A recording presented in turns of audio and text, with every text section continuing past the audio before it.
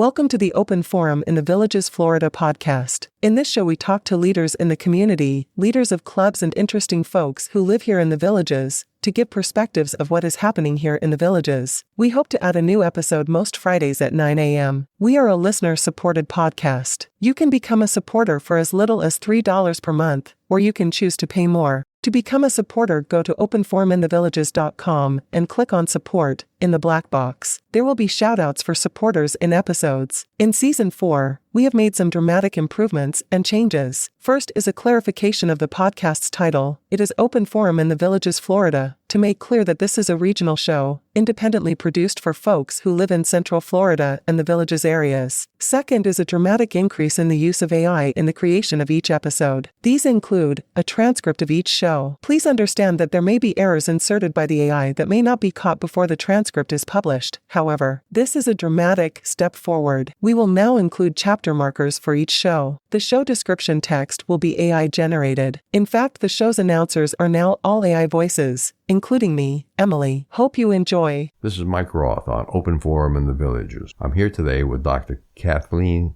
Gowin. Thanks for joining me, Kathleen. Thank you, Mike. I appreciate being on your show. Dr. Gowin is an accomplished executive with over 40 years in banking. She's held leadership positions in Bank of America and J.P. Morgan Chase. She now has a consulting firm to assess banks on their fraud detection capabilities based on regulatory requirements. She and her husband moved to the Villages in February of 2022. Thanks again for joining me, Kathleen. It's an interesting to do consulting for banks on fraud detection and regulatory requirements. What are the latest trends in frauds and scams? Well, as you might imagine, Mike, there's always increased fraud. As the fraudsters get more creative, banks need to develop more controls.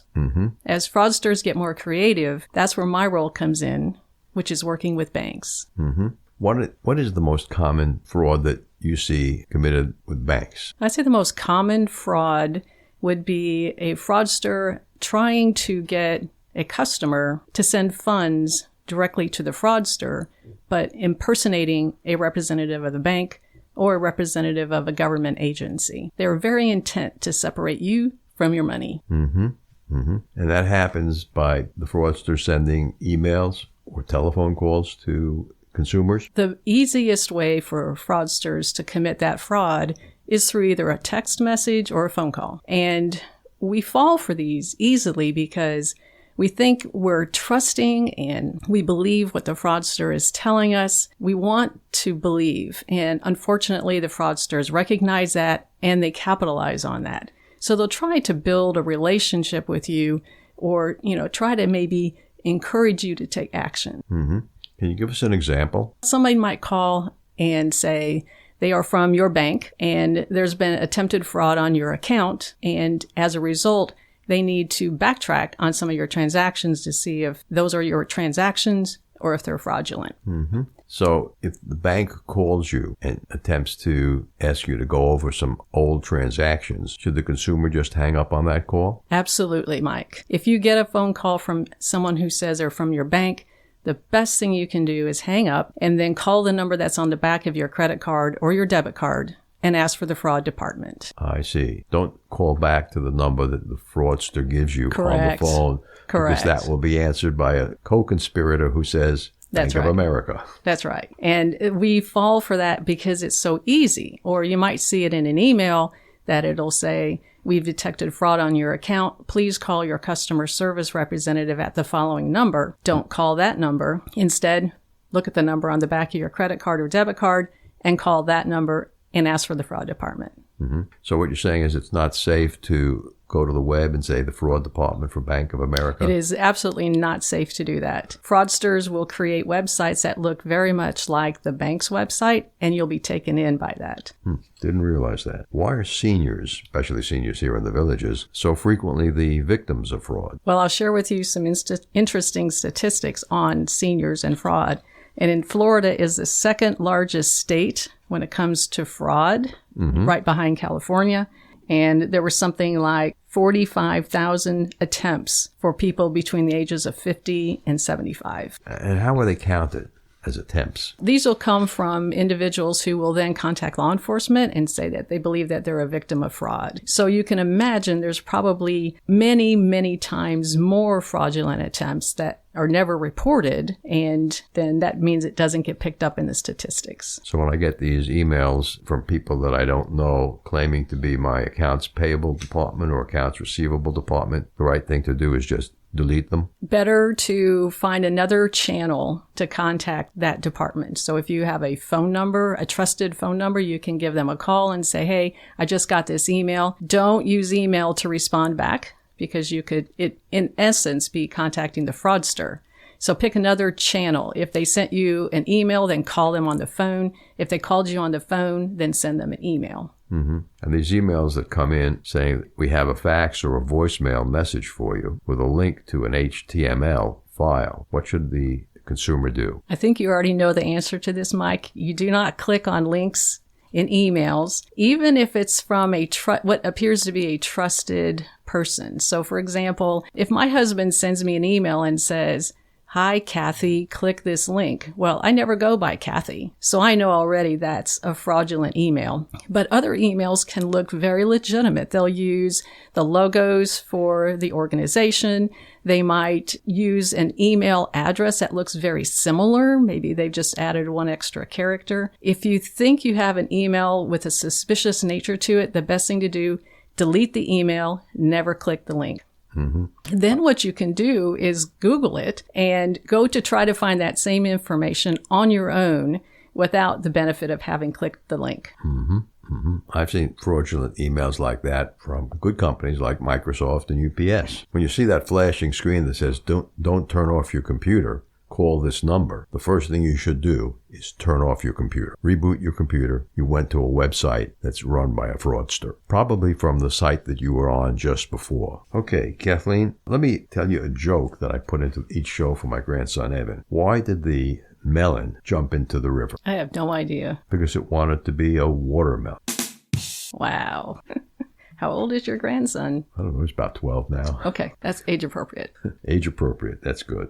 Kathleen, how do banks identify suspicious transactions? Banks have developed over many years platforms designed to identify suspicious transactions, and they do this because they know you. They know your behaviors. They know your activity.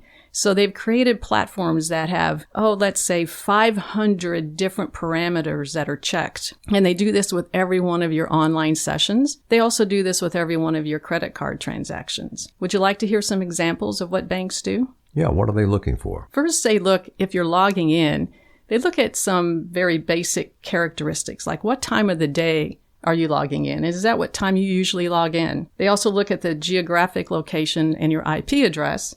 That'll say where your device is actually located. So if you normally log in for your bank at 9 in the morning from the Villages, and then the next login attempt comes at 2 a.m. from Tahiti, that will raise a red flag to the bank. Mm-hmm. Well, some people use VPNs and their source IP address is invisible. That's a real thorn in the side of banks who are trying to do these behavior checks. So they'll either go to another set of standards to look at, and I can talk about those in a minute, or they will ask you to provide maybe a two-factor authentication if they're just not sure it's you. So they might send a code to your cell phone asking you to respond. Mm-hmm. They also look at behavior scores on the actual transaction. Is the dollar amount how much you normally spend? Is the person you're paying or the merchant you're going to with your credit card, are they typical for you? They look especially to see if you're sending money outside of the U.S., and they also look especially closely at cryptocurrency transactions. And all of these, and I said there's 500 or so, these are just a few examples, all of these generate what's called a risk score. Mm-hmm. If the risk score is too high, then the bank might stop the online session. They might freeze your account. They might decline your credit card transaction. They will take action in order to mitigate the risk, not only to you, but to the bank. Mm-hmm. You talked about the banks. What about the credit card companies? Going back 10 years, I remember credit card companies calling me and questioning transactions that they didn't understand because I had traveled to a country in Europe. So that's a two-part question there. The first part is, you should know you should hang up and then call the number on the back of your credit card, because that could be a fraudster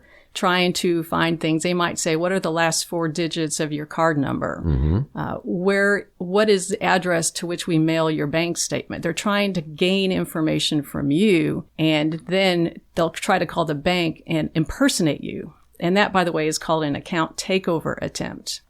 The second part of that question is, when you're traveling, you need to tell your bank where you're going. And that is in part for the bank to identify if there's a location where the transaction's coming from. I just got back from a trip to Ireland. However, many banks now are starting to use or take advantage of data they already have. So, for example, my bank knew I had bought an airline ticket to Ireland several months ago. Now, when they see I'm in Ireland, they can match those 2 records together, and I don't get bothered, and I didn't have to call ahead of time. Not all banks are there yet. Some of them are, some of them aren't, but different banks will handle transactions in another country in different ways. Well, if I make the transaction to buy the airline ticket with American Express, all the bank knows is the amount of money I sent to American Express, not that I bought an airline ticket to England. You'd be surprised, Mike, how much information the bank has on that transaction. So they have additional data beyond the name of the merchant and the dollar amount. In the case of an airline ticket, they also know the ticket number, the record locator number. They know the departure city, the destination city, and they know more information about that transaction because it's been passed to them by the airlines in order to do this kind of fraud checking. Well, that seems like it's a good protection for consumers. Yes, it is, until it gets annoying, right? Well, I frankly find 2-factor authentication both annoying and good. And which do you feel it is for your bank accounts? Annoying or good? Well, it's probably good there. But every time I have to deal with Apple and it's a 2-factor authentication where they call me, and then I have to input a code to my computer before they'll give me access to my accounts, it's definitely annoying. I would say any type of online activity you do that involves a financial transaction, if that provider offers 2-factor authentication, then you should definitely take advantage of it. It's a way to protect you from the fraudsters. What do you think of the biometric identification that's currently available on some phones and computers? Well, actually, banks are using biometric data now in order to identify if the transaction is risky. If you'll recall, I said a few minutes ago, they use about 500 different parameters to look at a transaction. So, for example, they can tell how fast you type. They can tell how hard you're hitting the keyboard on your phone. And they can also watch how you move from one screen to another screen. And so if the typing isn't correct, if the speed isn't correct, or if the pressing of the digits on the phone isn't correct, or if you're pressing the digits on the phone too quickly, that will trigger a response by the bank to investigate the transaction or the session online a little bit closer to see if it's really you. Right. When you said moving screen to screen, I was a little bit concerned because here in the studio we have 4 screens. Right. You're talking about the screen on your cell phone. I'm talking about the screen on your cell phone or the screen on whatever device you're using to access your bank online. You're talking about going from web page to web web page. page. To web page, yes. Okay. Now I'm with you. What are some of the things, maybe you can give our listeners 4 or 5 things that they should do to ensure the safety of their bank accounts? Well, there are several things I like to recommend. The first I like to recommend is to have a separate device that you use for online banking and use it only for online banking. You can buy a laptop or a tablet for just a few $100s. Use that to log into your bank accounts. Do not go anywhere else. Do not go to social media. Do not go to email. Do not go to any other sites on the internet. In other words, this second device is dedicated to online banking only. That will protect you from malware and other suspicious software that a fraudster might try to load onto your device. Well, that's a good idea. A second thing I like to recommend is to sign up for alerts from your bank. And that could be, example is, if a ATM transaction occurs, please notify me. Or if a dollar transaction is more than $200, please notify me. Most banks offer alerts, and they can be very helpful in preventing fraud attacks. The third is, we already talked about this, and that's multi-factor authentication. Be sure to sign up for that if it's offered. And this isn't just banks. Use it for any of your shopping websites. Mm-hmm. And the last one would be? You're going to find this unusual, but I would suggest that for any repetitive payments that you have on credit cards, to have a separate credit card and use it only for that. In fact, my husband and I do this. We have a separate MasterCard for repetitive payments, and we keep it locked in our safe so we're not ever tempted to have it in our wallet. That way, if your primary credit card is compromised, all those repetitive payments are still in place, and you don't have to change all that information. Well, that actually sounds like a pretty good idea. It's easy to get credit cards if your credit score is decent, and you can find a no annual fee card with no minimum spending limit pretty easily on the internet and sign up for that. Good. We're going to take a little break here and listen to Dr. Craig Curtis give us an Alzheimer's tip. Dr. Curtis, in past tips, you've told our listeners to walk is a good exercise 5 days a week. Is there any other exercise that they can do which will be beneficial to their brains, which is not going to be terribly exerting or can be accomplished by people who have weak hip joints or weak knee joints or shoulder joints? Absolutely. Any type of exercise, what we call moderate exercise, can help brain health, such as a stationary bicycle. Simply pedaling a stationary bicycle, it's very low stress on the joints. It's very good for your heart and very good for your brain. With over 20 years of experience studying brain health, Dr. Curtis's goal is to educate the Villages community on how to live a longer, healthier life. To learn more, visit his website, craigcurtismd.com, or call 352-500-5252 to attend a free seminar. This is Mike Roth. I'm picking up again with Dr. Kathleen Gowin. Any options that your bank offers you for more security, you should consider adopting it. So if you have an opportunity to do fingerprinting with your phone, I would suggest that. If they offer you voice printing, so if you're calling the customer service center, I would suggest that. Banks are here to help protect you from fraud and scammers. So if they offer services, consider that as something that would be a good investment in protecting your own money. What about services, banks or credit cards that offer one-time passwords? That's an emerging trend, using one-time passwords, and it is also a security measure. So if your bank offers that, my recommendation would be for you to check into that and give that a try. PayPal has done something similar for many years, and now others are starting to adopt it, which is also using an identifier that is not your actual bank account number or your actual credit card number. It's a virtual number. So any services that offer replacement account numbers, again, I would recommend you look into them. What do you think of the various software programs that are in the cloud that remember all of your usernames and passwords? If your listeners could see me, they would see me cringing. All data can be hacked. And if you decide you want to use some sort of a password keeper, just remember there's still a risk with doing so. I've had others who've asked me, well, what if I keep all my passwords on a spreadsheet and I keep it on my computer? And actually that happens to be what I do, but I have a password protection on that worksheet. And yet still I have other individuals who'll say, well, I write all my passwords down in a notebook. And that's fine. Actually, that's probably the safest of all because you can't hack a notebook. But just be mindful where you keep the notebook. Don't carry it around in your purse every day. Keep it at home, keep it in a safe, or keep it someplace where somebody can't pick it up and leave with it. I looked at the whole issue of password keepers and determined that I had over 1,500 passwords. And it was a very difficult decision of what to do because it was unmanageable on paper. Unfortunately, there's no standard around passwords. And you can't reuse the password because that's a safety violation in and of itself. So now it's my turn to make you cringe. And one of my recommendations is that you should change the passwords for any financial site at least every 3 months. And you should use a different password with each one. Don't use the same password. And I say that because there was some fraud several years back where the hackers were able to get a hold of passwords to one bank, and they successfully used those same passwords at other financial institutions.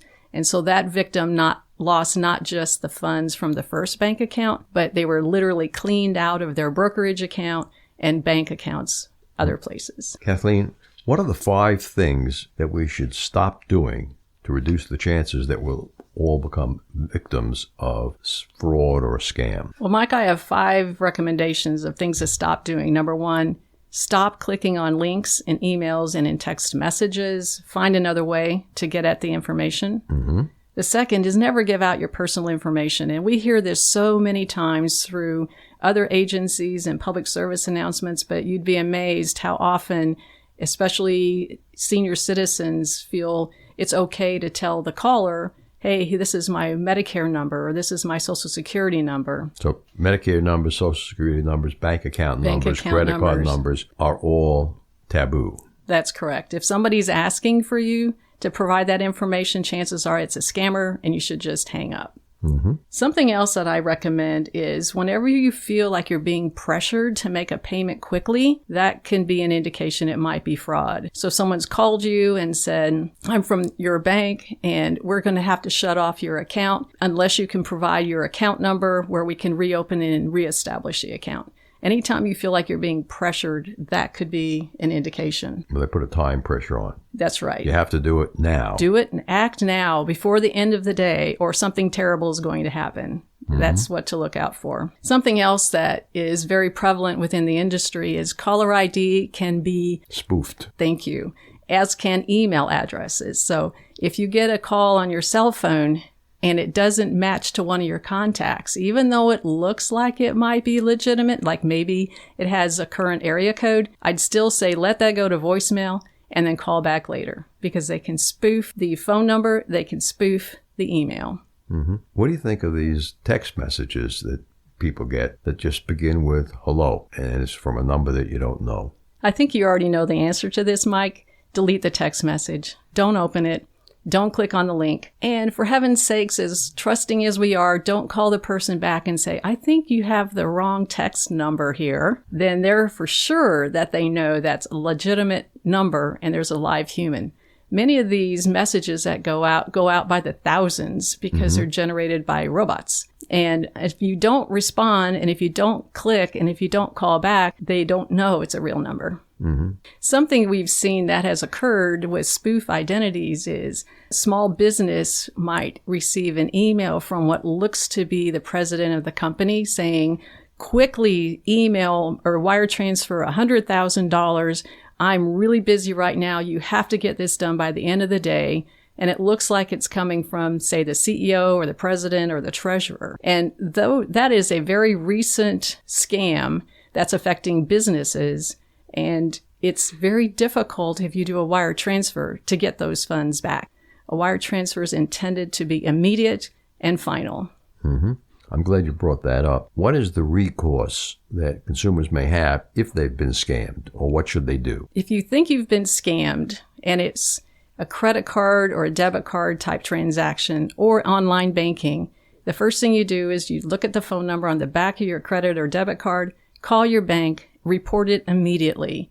There are regulations in place that can protect you as a consumer and can help return those funds. I will caution you that doesn't apply to cash apps like Zelle and Venmo and Cash App. Once you send those funds, they are gone. And the banks have no ability to recover that money. So be careful when you're using a Cash App on your cell phone that you really know the person, that you really have the correct phone number, and that you really have the correct email address if that's how you're paying the person.